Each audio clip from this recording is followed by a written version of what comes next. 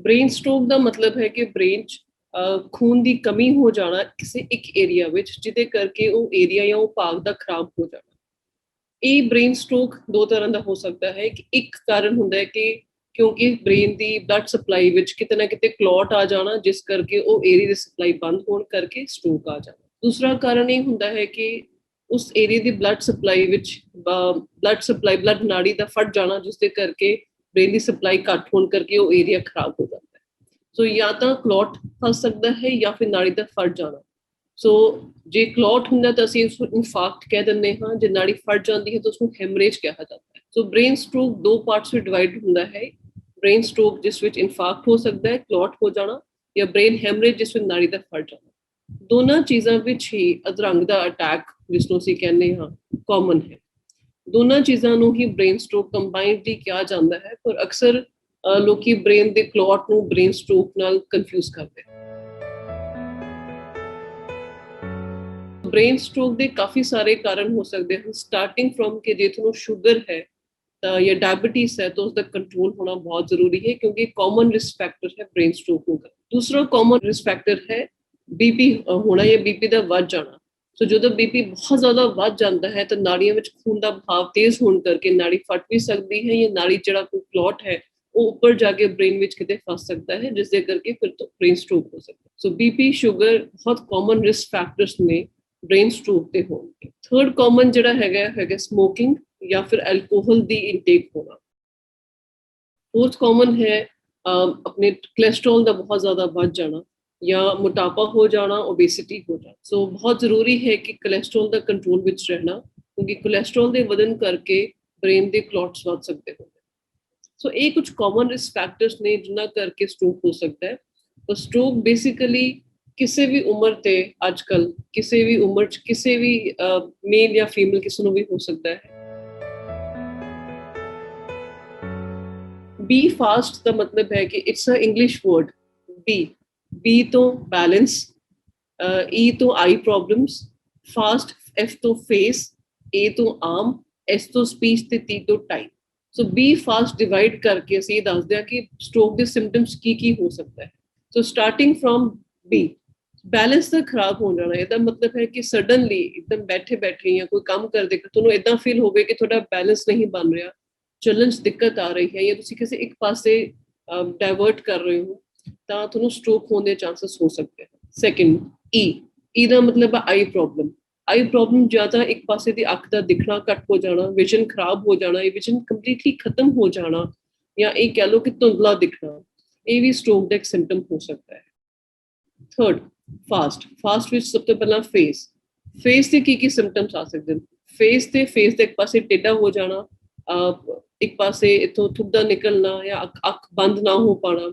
ਸੋ ਜੇ ਤੁਹਾਨੂੰ ਫੇਸ ਦੇ ਸਿੰਪਟਮਸ ਆਏ ਹਨ ਤਾਂ ਵੀ ਤੁਹਾਨੂੰ ਸਟ੍ਰੋਕ ਹੋਣ ਦੇ ਚਾਂਸਸ ਹੈ। ਨੈਕਸਟ, ਏ ਤੋਂ ਆਰਮ ਦਾ ਮਤਲਬ ਹੈ ਕਿ ਬਾਂਹ ਦਾ ਇੱਕ ਪਾਸੇ ਖੜ ਜਾਣਾ। ਸੋ ਜੇ ਤੁਹਾਨੂੰ ਮਹਿਸੂਸ ਹੋਵੇ ਕਿ ਤੁਹਾਡੀ ਪਕੜ ਕਮਜ਼ੋਰ ਹੋ ਰਹੀ ਹੈ, ਜਾਂ ਬਾਂਹ ਇੱਕ ਪਾਸੇ ਨੂੰ ਡਿੱਗ ਰਹੀ ਹੈ, ਜਾਂ ਬਾਂਹ ਦਾ ਤੁਸੀਂ ਕੰਮ ਨਹੀਂ ਕਰ ਪਾ ਰਹੇ, ਤਾਂ ਹੋ ਸਕਦਾ ਸਟ੍ਰੋਕ ਦੇ ਸਿੰਪਟਮ ਆ ਰਹੇ। ਨੈਕਸਟ, ਸਪੀਚ ਦਾ ਮਤਲਬ ਹੈ ਬੋਲਣਾ। ਸੋ ਬੋਲਣ ਵਿੱਚ ਜੇ ਤੁਹਾਨੂੰ ਫਰਕ ਲੱਗਦਾ ਹੈ ਕਿ ਜ਼ਬਾਨ ਤਤਲਾ ਰਹੀ ਹੈ ਜਾਂ ਬੋਲਿਆ ਨਹੀਂ ਜਾ ਪਾ ਰਿਹਾ, ਤਾਂ ਇਹ ਵੀ ਇੱਕ ਸਟ੍ਰੋਕ ਦਾ ਸਿੰਪਟਮ ਹੋ ਸਕਦਾ ਹੈ। ਸੋ ਬੀ ਫਾਸਟ ਸਾਨੂੰ ਇਹ ਦੱਸਦਾ ਹੈ ਕਿ ਇਹ ਜੇ ਸਭ ਸਿੰਪਟਮ ਤੁਹਾਨੂੰ ਇੱਕਦਮ ਡਿਵੈਲਪ ਹੁੰਦੇ ਹਨ, ਇੱਕਦਮ ਬੈਠੇ ਤੁਹਾਨੂੰ ਲੱਗਦਾ ਹੈ ਕਿ ਸਾਰੇ ਸਿੰਪਟਮ ਡਿਵੈਲਪ ਹੋਏ ਨੇ, ਤੁਹਾਨੂੰ ਸਟ੍ਰੋਕ ਹੋ ਸਕਦਾ ਹੈ। Last but very important, T is time. So time is brain, ਜੋ ਕਿ ਅਸੀਂ ਸਟ੍ਰੋਕ 'ਚ ਕਹਿੰਦੇ ਹਾਂ ਕਿ ਜਿੰਨੀ ਜਲਦੀ ਤੁਸੀਂ ਸਟ੍ਰੋਕ ਦੇ ਸਿੰਪਟਮਸ ਨੂੰ ਨੋਟਿਸ ਕਰ ਲਓਗੇ ਐਂਡ ਜਿੰਨੀ ਜਲਦੀ ਹਸਪੀਟਲ ਲੈ ਕੇ ਆ ਪਾਓਗੇ, ਅਸੀਂ ਉਨੀ ਜਲਦੀ ਤੁਹਾਨੂੰ ਹੈਲਪ ਕਰ ਪਾਵਾਂਗੇ। ਬ੍ਰੇਨ ਦੇ ਵਿੱਚ ਪ੍ਰੋਬਲਮ ਇਹ ਹੈ ਕਿ ਜਿੰਨੀ ਦੇਰ ਤੱਕ ਖੂਨ ਦਾ ਬਹਾਵ ਰੁਕਿਆ ਰਹੇਗਾ, ਉਨਾ ਹੀ ਡੈਮੇਜ ਜ਼ਿਆਦਾ ਹੁੰਦਾ ਜਾਏਗਾ। ਸੋ ਹੌਲੀ ਟਾਈਮ ਦੇ ਨਾਲ ਜਿਹੜਾ ਕਲੌਟ ਹੁੰਦਾ ਹੈ, ਇਹ ਪੱਕਾ ਹੁੰਦਾ ਜਾਂਦਾ ਹੈ। ਪਹਿਲਾਂ ਕਲੌਟ ਸੌਫਟ ਹੁੰਦਾ ਹੈ, ਦੈਨ ਹੌਲੀ ਵੱਧਦਾ ਜਾਂਦਾ ਹੈ, ਪੱਕਾ ਹੋ ਜਾਂਦਾ ਹੈ। ਸੋ ਬਹੁਤ ਘੱਟ ਟਾਈਮ ਹੁੰਦਾ ਹੈ ਕਿਸੇ ਕੋਲ ਵੀ ਜਦੋਂ ਇਹ ਕਲੌਟ ਬਣਨਾ ਸ਼ੁਰੂ ਹੋ ਜਾਂਦਾ ਹੈ। ਇਸੇ ਲਈ ਕਿਹਾ ਜਾਂਦਾ ਹੈ ਕਿ ਟਾਈਮ ਇਜ਼ ਬ੍ਰੇਨ। ਜਿੰਨੀ ਜਲਦੀ ਅਸੀਂ ਹਸਪੀਟਲ ਪਹੁੰਚ ਪਾਉਂਗੇ, ਉਨੇ ਹੀ ਜਲਦੀ ਅਸੀਂ ਇਹ ਕਲੌਟ ਨੂੰ ਕਲੀਅਰ ਕਰਨ ਦੀ ਕੋਸ਼ਿਸ਼ ਕਰ ਸਕਦੇ ਹਾਂ, ਸੋ ਤਾਂ ਕਿ ਘੱਟ ਤੋਂ ਘੱਟ ਬ੍ਰੇਨ ਦਾ ਏਰੀਆ ਡੈਮੇਜ ਹੋ ਸਕੇ। ਸੋ ਬਹੁਤ ਇੰਪੋਰਟੈਂਟ ਹੈ ਟਾਈਮ ਸਿਰ ਪਹੁੰਚਣਾ। ਬੀ ਫਾਸਟ ਆਪਣੇ ਆਪ 'ਚ ਹੀ ਇੱਕ ਮੁਹਾਵਰਾ ਵੀ ਹੈ ਕਿ ਟਾਈਮ ਸਿਰ ਪਹੁੰਚੋ। ਇਹਦੇ ਵਿੱਚ ਸਿੰਪਟਮਸ ਵੀ ਵਿੱਚ ਹੀ ਲੁਕੇ ਹੋਏ ਨੇ ਕਿ ਜਿੱਦਾਂ ਕਿ ਮੈਂ ਦੱਸਿਆ, B for balance, E for I, F ਤੋਂ ਫੇਸ ਦੀ ਪ੍ਰੋਬਲਮ, A ਤੋਂ ਆਰਮਸ ਵਿੱਚ ਕਮਜ਼ੋਰੀ ਆ ਜਾਣਾ, ਸਪੀਚ ਤਤਲਾਹਟ ਆ ਜਾਣੀ, ਐਂਡ T ਟਾਈਮ ਸਿਰ ਪਹੁੰਚਣਾ ਬਹੁਤ ਜ਼ਰੂਰੀ ਹੈ। ਸੋ ਇਹ ਕੁਝ ਸਿੰਪਟਮਸ ਨੇ ਜੋ ਤੁਸੀਂ ਆਪਣੇ ਕਿਸੇ ਵੀ ਫੈਮਿਲੀ ਮੈਂਬਰ ਜਾਂ ਕਿਸੇ ਵੀ ਆਸ-ਪਾਸ ਦੇ ਆਪਣੇ ਕਲੀਗ ਵਿੱਚ ਦੇਖਦੇ ਹੋ ਤਾਂ ਪਲੀਜ਼ ਟਾਈਮਲੀ ਪੇਸ਼ੈਂਟ ਨੂੰ ਹਸਪੀਟਲ ਲੈ ਕੇ ਪਹੁੰਚੋ। ਜੇ ਅਸੀਂ ਫਰਸਟ ਏਡ ਬਾਰੇ ਗੱਲ ਕਰੀਏ ਸਟ੍ਰੋਕ ਦੀ ਤਾਂ ਫਰਸਟ ਏਡ ਸਭ ਤੋਂ ਇਹ ਹੋਏਗੀ ਕਿ ਟਾਈਮ ਸਿਰ ਪੇਸ਼ੈਂਟ ਨੂੰ ਹਸਪੀਟਲ ਪਹੁੰਚਾਉਣਾ। ਤੁਹਾਡਾ ਮੇਨ ਮੋਟਿਵ ਇਹ ਹੋਣਾ ਚਾਹੀਦਾ ਹੈ ਕਿ ਪੇਸ਼ੈਂਟ ਜਲਦੀ ਤੋਂ ਜਲਦੀ ਹਸਪੀਟਲ ਪਹੁੰਚ ਸਕੇ, ਕਿਤੇ ਵੀ ਰਸਤੇ 'ਚ ਰੁਕ ਕੇ ਉਸਦੀ ਟ੍ਰੀਟਮੈਂਟ ਨਾ ਸ਼ੁਰੂ ਕਰਾਈ ਜਾਵੇ। ਕਿਉਂਕਿ ਜੇ ਤੁਸੀਂ ਰਸਤੇ 'ਚ ਰੁਕ ਕੇ ਤੁਸੀਂ ਸੋਚੋ ਕਿ ਮੈਂ ਫਰਸਟ ਏਡ ਲੈ ਕੇ ਉਸ ਤੋਂ ਬਾਅਦ ਵੱਡੇ ਹਸਪੀਟਲ ਚਲਾ ਜਾਏਗਾ ਤਾਂ ਤੁਸੀਂ ਉਹ ਟਾਈਮ ਨੂੰ ਖਰਾਬ ਕਰ ਲਓ। ਇਹ ਜ਼ਰੂਰ ਹੋ ਸਕਦਾ ਹੈ ਕਿ ਜੇ ਪੇਸ਼ੈਂਟ ਦੀ ਹਾਲਤ ਜ਼ਿਆਦਾ ਗੰਭੀਰ ਹੈ ਤਾਂ ਫਰਸਟ ਏਡ ਲੈਣੀ ਬਹੁਤ ਜ਼ਰੂਰੀ ਹੋ ਜਾਵੇ, ਪਰ ਜੇ ਤੁਹਾਨੂੰ ਲੱਗਦਾ ਹੈ ਕਿ ਪੇਸ਼ੈਂਟ ਦੀ ਹਾਲਤ ਠੀਕ ਹੈ ਐਂਡ ਆਸ-ਪਾਸ ਕੋਈ ਨੇੜੇ ਵੱਡਾ ਹਸਪੀਟਲ ਹੈ ਜਿੱਥੇ ਸਟ੍ਰੋਕ ਦਾ ਟ੍ਰੀਟਮੈਂਟ ਹੋ ਸਕਦਾ ਹੈ ਤਾਂ ਫਰਸਟ ਏਡ ਇਹੀ ਰਹੇਗੀ ਕਿ ਸਭ ਤੋਂ ਪਹਿਲਾਂ ਸਟ੍ਰੋਕ ਰੈਡੀ ਹਸਪੀਟਲ ਪਹੁੰਚੋ। ਕਿਤੇ ਵੀ ਰਸਤੇ 'ਚ ਰੁਕ ਕੇ ਕਿਸੇ ਲੋਕਲ ਨਰਸਿੰਗ ਹੋਮ ਜਾਂ ਲੋਕਲ ਫਾਰਮੇਸੀ ਜਾਂ ਲੋਕਲ ਕਿਸੇ ਕਲੀਨਿਕ ਤੇ ਰੁਕ ਕੇ ਟਾਈਮ ਨਾ ਵੇਸਟ ਕੀਤਾ ਜਾਵੇ। ਸੈਕੰਡਲੀ ਫਰਸਟ ਏਡ ਵਿੱਚ ਇਹ ਕਿਹਾ ਜਾ ਸਕਦਾ ਹੈ ਕਿ ਜੇ ਤੁਹਾਡਾ ਪੇਸ਼ੈਂਟ ਆਲਰੇਡੀ ਹਾਈਪਰਟੈਂਸ਼ਨ ਦਾ ਪੇਸ਼ੈਂਟ ਹੈ ਜਾਂ ਸ਼ੂਗਰ ਦਾ ਮਰੀਜ਼ ਹੈ, ਤੁਸੀਂ ਘੱਟ ਤੋਂ ਘੱਟ ਇਹ ਕਰ ਸਕਦੇ ਹੋ ਕਿ ਘਰੇ ਸ਼ੂਗਰ ਜਾਂ ਬੀਪੀ ਚੈੱਕ ਕਰ ਸਕਦੇ ਹੋ, ਜੇ ਤੁਹਾਡੇ ਕੋਲ ਉਸ ਦੇ ਲਈ ਰੈਡੀ ਘਰੇ ਇੰਸਟਰੂਮੈਂਟਸ ਹਨ। ਮੋਸਟਲੀ ਲੋਕਾਂ ਕੋਲ ਘਰੇ ਸ਼ੂਗਰ ਚੈੱਕ ਕਰਨ ਦੀ ਮਸ਼ੀਨ ਹੁੰਦੀ ਹੈ ਜਾਂ ਬੀਪੀ ਚੈੱਕ ਕਰਨ ਦੀ ਮਸ਼ੀਨ ਹੁੰਦੀ ਹੈ। ਸੋ ਜੇ ਤੁਹਾਨੂੰ ਇਹਨਾਂ 'ਚ ਕੋਈ ਵੀ ਸਿੰਪਟਮਸ ਲੱਗਦੇ ਨੇ ਕਿ ਪੇਸ਼ੈਂਟ ਨੂੰ ਨੇ ਤਾਂ ਉਹਦੇ ਨਾਲ ਹੀ ਟਾਈਮਲੀ ਚੈੱਕ ਕਰੋ ਕਿ ਸ਼ੂਗਰ ਕਿੰਨੀ ਹੈ ਤੇ ਬੀਪੀ, ਕਿਉਂਕਿ ਕਈ ਵਾਰ ਸ਼ੂਗਰ ਬਹੁਤ ਘਟਣ ਤੇ ਜਾਂ ਬਹੁਤ ਵਧਣ ਤੇ ਵੀ ਇਹ ਸਟ੍ਰੋਕ ਨੂੰ ਕਾਪੀ ਕਰ ਸਕਦੀ ਹੁੰਦੀ ਹੈ, ਜਾਂ ਬੀਪੀ ਬਹੁਤ ਜ਼ਿਆਦਾ ਵਧਣ ਤੇ ਬਹੁਤ ਘੱਟ ਹੋਣ ਕਰਕੇ ਸਟ੍ਰੋਕ ਨੂੰ ਕਾਪੀ ਕਰ ਸਕਦਾ। ਇਸ ਦੇ ਬਾਵਜੂਦ ਵੀ ਜੇ ਤੁਸੀਂ ਸ਼ੂਗਰ ਜਾਂ ਬੀਪੀ ਚੈੱਕ ਕਰ ਲੈਂਦੇ ਹੋ, ਪਲੀਜ਼ ਰਸ਼ ਟੂ ਹਸਪੀਟਲ, ਨੇੜੇ ਦੇ ਹਸਪੀਟਲ ਜਲਦੀ ਤੋਂ ਜਲਦੀ ਪਹੁੰਚੋ। ਸਟ੍ਰੋਕ ਦੋ ਤਰ੍ਹਾਂ ਦਾ ਹੋ ਸਕਦਾ ਹੈ, ਜਾਂ ਤਾਂ ਕਲੌਟ ਹੋ ਸਕਦਾ ਹੈ ਜਾਂ ਨਸ ਫਟਣ ਕਰਕੇ ਹੈਮਰੇਜ ਹੋ ਸਕਦੀ ਹੈ। ਸੋ ਜੇ ਹੈਮਰੇਜ ਹੈ ਤਾਂ ਇਹ ਕਾਫੀ ਕਾਮਨ ਹੁੰਦਾ ਹੈ ਕਿ ਬੀਪੀ ਵਧਣ ਕਰਕੇ ਹੈਮਰੇਜ ਜਾਂ ਨਾੜੀ ਫਟ ਸਕਦੀ ਹੁੰਦੀ ਹੈ। ਸੋ ਇਸ ਨੂੰ ਅਕਸਰ ਟ੍ਰੀਟਮੈਂਟ ਦੇ ਤੌਰ ਵਿੱਚ ਇਹ ਕੀਤਾ ਜਾਂਦਾ ਹੈ ਕਿ ਅਸੀਂ ਬਲੀਡਿੰਗ ਨੂੰ ਰੋਕਣ ਦੀ ਕੋਸ਼ਿਸ਼ ਕਰਦੇ ਹਾਂ ਕੁਝ ਮੈਡੀਕੇਸ਼ਨਸ ਨਾਲ। ਅਗਰ ਬਲੀਡਿੰਗ ਬਹੁਤ ਵੱਡੀ ਹੈ, ਬ੍ਰੇਨ ਦਾ ਬਹੁਤ ਵੱਡਾ ਏਰੀਆ ਡੈਮੇਜ ਕਰ ਲਿਆ ਹੈ ਤਾਂ ਕਈ ਵਾਰ ਸਰਜੀਕਲ ਆਪਸ਼ਨ ਨਾਲ ਉਹ ਏਰੀਆ ਨੂੰ ਕੱਢਿਆ ਵੀ ਜਾ ਸਕਦਾ ਹੈ। ਪਰ ਇਹ ਡਿਸੀਜਨ ਤੁਹਾਡੇ ਡਾਕਟਰ ਤੇ ਹੋਣਾ ਚਾਹੀਦਾ ਹੈ, ਨਿਊਰੋਲੋਜਿਸਟ ਦੇ ਉੱਪਰ ਹੋਣਾ ਚਾਹੀਦਾ ਹੈ ਕਿ ਉਹ ਕੀ ਡਿਸਾਈਡ ਕਰਦੇ ਹਨ ਕਿ ਕੀ ਉਸ ਬਲੀਡਿੰਗ ਦੇ ਏਰੀਆ ਨੂੰ ਕੱਢਣ ਦੀ ਲੋੜ ਇਮੀਡੀਏਟਲੀ ਹੈ ਕਿ ਨਹੀਂ। ਕਿਉਂਕਿ ਬਹੁਤ ਸਾਰੇ ਪੇਸ਼ੈਂਟਸ ਵਿੱਚ ਬਲੀਡਿੰਗ ਦਾ ਏਰੀਆ ਬਹੁਤ ਛੋਟਾ ਹੁੰਦਾ ਹੈ, ਇਹਨੂੰ ਟਾਈਮ ਦੇ ਨਾਲ ਖਤਮ ਹੋ ਜਾਂਦਾ ਹੈ। ਹਰ ਕੇਸ ਵਿੱਚ ਬਲੀਡਿੰਗ ਦੀ ਏਰੀਆ ਨੂੰ ਕੱਢਣ ਦੀ ਲੋੜ ਨਹੀਂ ਪੈਂਦੀ, ਸਿਰਫ ਕੁਝ ਕੇਸਸ ਵਿੱਚ ਜਿੱਥੇ ਬ੍ਰੇਨ ਕੰਪਰੋਮਾਈਜ਼ ਹੋ ਰਿਹਾ ਜਾਂ ਨਾਰਮਲ ਬ੍ਰੇਨ ਇਹ ਕਹਿ ਲਓ ਕਿ ਬਲੀਡਿੰਗ ਵਾਲੇ ਬ੍ਰੇਨ ਕਰਕੇ ਕੰਪਰੋਮਾਈਜ਼ ਹੋ ਰਿਹਾ, ਉੱਥੇ ਬਲੀਡਿੰਗ ਦੇ ਏਰੀਆ ਨੂੰ ਕੱਢਣ ਦੀ ਲੋੜ ਪੈ ਸਕਦੀ ਹੈ। ਜੇ ਗੱਲ ਕਰੀਏ ਕਿ ਬ੍ਰੇਨ ਸਟ੍ਰੋਕ ਕਲੌਟ ਕਰਕੇ ਹੋਇਆ ਜਿਹਨੂੰ ਅਸੀਂ ਇਨਫਾਰਕਟ ਵੀ ਕਹਿੰਦੇ ਹਾਂ, ਤਾਂ ਉਸਦੇ ਟ੍ਰੀਟਮੈਂਟ ਆਪਸ਼ਨਸ ਅਲੱਗ-ਅਲੱਗ ਹਨ। ਸੋ ਜੇ ਤੁਸੀਂ ਟਾਈਮ ਦਾ ਕੀ ਮਤਲਬ ਹੈ, ਜੇ ਤੁਸੀਂ 4.5 ਆਵਰਸ ਤੋਂ ਪਹਿਲਾਂ ਸਾਡੇ ਕੋਲ ਹਸਪੀਟਲ 'ਚ ਪਹੁੰਚ ਜਾਂਦੇ ਹੋ ਤਾਂ ਅਸੀਂ ਕੋਸ਼ਿਸ਼ ਕਰ ਸਕਦੇ ਹਾਂ ਕਿ ਕੁਝ ਟ੍ਰੀਟਮੈਂਟਸ ਦੇ ਨਾਲ ਅਸੀਂ ਕਲੌਟ ਨੂੰ ਅੱਗੇ ਵਧਣ ਤੋਂ ਰੋਕ ਸਕੀਏ। ਜਾਂ ਕਾਫੀ ਲੋਕਾਂ ਨੇ ਸੁਣਿਆ ਹੋਏਗਾ ਕਿ ਇੱਕ ਇੰਜੈਕਸ਼ਨ ਅਵੇਲੇਬਲ ਹੁੰਦਾ ਹੈ ਜੋ ਕਿ ਕਲੌਟ ਨੂੰ ਖੋਰ ਦਿੰਦਾ ਹੈ, ਉਸਨੂੰ ਯੂਜ਼ ਕੀਤਾ ਜਾ ਸਕਦਾ ਹੈ। ਸੋ ਪਹਿਲੇ 4.5 ਘੰਟੇ ਬਹੁਤ ਜ਼ਰੂਰੀ ਹਨ, ਪਰ 4.5 ਘੰਟੇ ਦਾ ਮਤਲਬ ਇਹ ਕਤਈ ਨਹੀਂ ਹੈ ਕਿ ਜੇ ਤੁਹਾਨੂੰ ਸਟ੍ਰੋਕ ਸ਼ੁਰੂ ਹੋਇਆ ਤਾਂ ਤੁਸੀਂ ਘਰੇ ਵੇਟ ਕਰੋ ਜਾਂ ਤੁਸੀਂ ਕੋਸ਼ਿਸ਼ ਕਰੋ ਕਿ ਇਦਾਂ ਹੀ ਠੀਕ ਹੋ ਜਾਵੇ ਤੇ ਅਸੀਂ 4.5 ਘੰਟੇ ਤੱਕ ਪਹੁੰਚਣਾ ਹੈ। 4.5 ਘੰਟੇ ਦੇ ਵਿਚਕਾਰ ਟ੍ਰੀਟਮੈਂਟ ਕੰਪਲੀਟ ਹੋਣਾ ਇਹ ਜ਼ਰੂਰੀ ਹੈ। ਸੋ ਜਦੋਂ ਤੁਸੀਂ ਹਸਪੀਟਲ ਪਹੁੰਚਦੇ ਹੋ ਕਿਸੇ ਵੀ ਪੇਸ਼ੈਂਟ ਨੂੰ ਸਟ੍ਰੋਕ ਦੇ ਸਿੰਪਟਮਸ ਨਾਲ ਲੈ ਕੇ, ਅਸੀਂ ਐਮਰਜੈਂਸੀ 'ਚ ਕੀ ਤਿਆਰੀ ਕਰਦੇ ਹਾਂ। ਜਿੱਦਾਂ ਅਸੀਂ ਐਮਰਜੈਂਸੀ 'ਚ ਪੇਸ਼ੈਂਟ ਰਿਸੀਵ ਕਰਦੇ ਹਾਂ ਸਟ੍ਰੋਕ ਦੇ ਨਾਲ, ਅਸੀਂ ਕੋਸ਼ਿਸ਼ ਕਰਦੇ ਹਾਂ ਕਿ ਪਹਿਲਾਂ ਫਰਸਟ ਏਡ, ਉਹਦਾ ਕੀ ਮਤਲਬ ਹੈ ਸ਼ੂਗਰ, ਬੀਪੀ, ਆਕਸੀਜਨ ਸੈਚੂਰੇਸ਼ਨ, ਇਹ 3-4 ਚੀਜ਼ਾਂ ਚੈੱਕ ਕਰਕੇ ਅਸੀਂ ਪੇਸ਼ੈਂਟ ਨੂੰ ਇਮੀਡੀਏਟਲੀ ਸੀਟੀ ਸਕੈਨ ਦੇ ਏਰੀਆ 'ਚ ਮੂਵ ਕਰਦੇ ਹਾਂ ਤਾਂ ਕਿ ਸਕੈਨ ਕੀਤਾ ਜਾ ਸਕੇ, ਦੇਖਿਆ ਜਾ ਸਕੇ ਕਿ ਬ੍ਰੇਨ 'ਚ ਕਲੌਟ ਹੈ ਜਾਂ ਬਲੀਡਿੰਗ ਹੈ।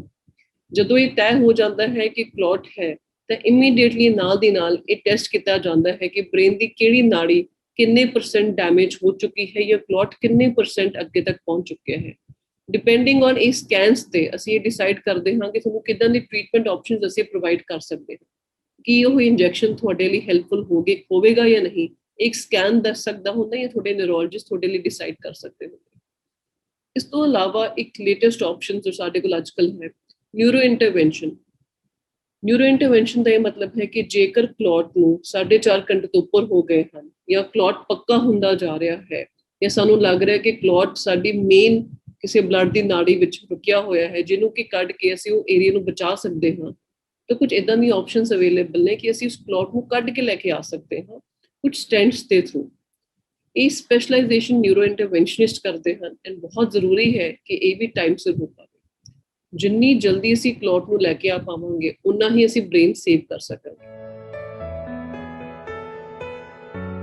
ਸਭ ਤੋਂ ਪਹਿਲਾਂ ਇਹ ਯਾਦ ਰੱਖਣਾ ਕਿ ਸਟ੍ਰੋਕ ਦੀ ਰਿਕਵਰੀ ਪਹਿਲੇ 3 ਮੰਥਸ ਵਿੱਚ ਮੈਕਸਿਮਮ ਹੋ ਸਕਦੀ ਹੁੰਦੀ ਹੈ। ਸੋ ਜੋ ਮਿਹਨਤ ਕਰਨੀ ਹੈ ਉਹ ਇਮੀਡੀਏਟਲੀ ਸਟ੍ਰੋਕ ਤੋਂ ਨੈਕਸਟ ਡੇ ਹੀ ਸ਼ੁਰੂ ਕਰ ਦੇਣੀ ਹੈ ਐਂਡ ਫਰਸਟ 3 ਮੰਥਸ ਵਿੱਚ ਬੈਸਟ ਰਿਕਵਰੀ ਹੋਣ ਦੇ ਚਾਂਸਸ ਨੇ ਜੇ ਤੁਸੀਂ ਚੰਗੀ ਫਿਜ਼ੀਓਥੈਰੇਪੀ, ਚੰਗੀ ਕੇਅਰ ਪ੍ਰੋਵਾਈਡ ਕਰ ਸਕਦੇ ਹੋ ਪੇਸ਼ੈਂਟ ਨੂੰ।